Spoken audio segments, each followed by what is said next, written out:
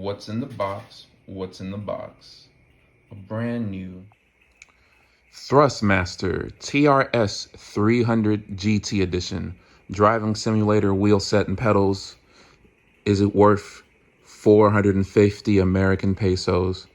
Well, this review is going to walk you through whether or not it's actually worth the fucking money you're going to have to drop on this. Stay tuned. So the box has been opened, right? And what we do is we pull this little unit out. This is the driving wheel, right? And here it is without any of the plastics on it. And I have to say it's a little bit bigger than the driving wheel, or what I remember of the driving wheel on the Logitech G923 I had for like a couple weeks, right?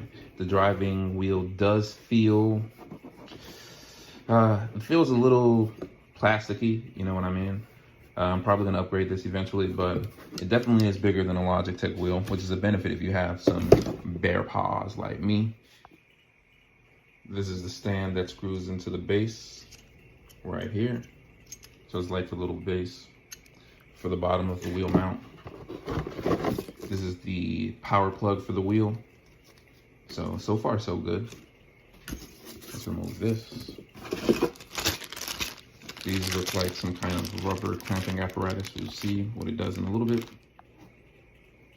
Underneath this cardboard box is a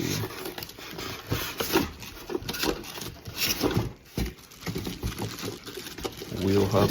Look at this. A wheel hub assembly. Right, or not wheel hub assembly, but it's like a motor assembly for the driving wheel. Right, let's sit that down. And last but not least, this is the other side of the clamp.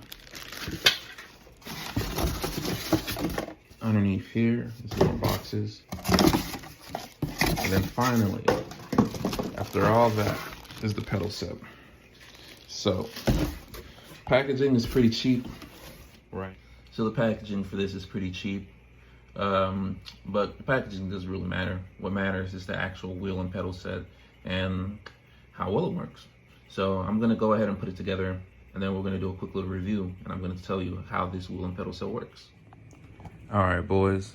So here's the update. We have the wheel itself assembled. What I had to do was unscrew this little bolt right here, plop the wheel on, tighten this little plastic lock nut, and then screw this screw in, right? So we're gonna go ahead and get the wheel mounted to my desk, right? And then we're gonna play some Assetto Corsa, right? And we're gonna have some fun. All right. So I have to say, it's much better, right? So here it is mounted. Here's like the pedal system. But I definitely don't like it over the Logitech G923. You can see it kicking in there. Look at that force feedback. God damn, that's strong as fuck, right? But like I was saying, what I definitely don't like about it compared to the Logitech wheel is the fact that it doesn't have that little LED display. It's a minor gripe, but still, I liked it on the Logitech wheel. You'll think for how much they charge for this shit, they'd include something basic like that. How much does it cost to include a little LED display? Well, that's fine. I'm gonna see if I can find a aftermarket wheel that has that built in and upgrade to that probably sometime around the end of the year, right?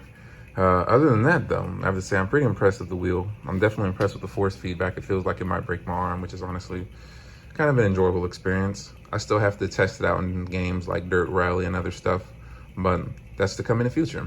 Look at that. You can see it. Oh, there it is calibrating.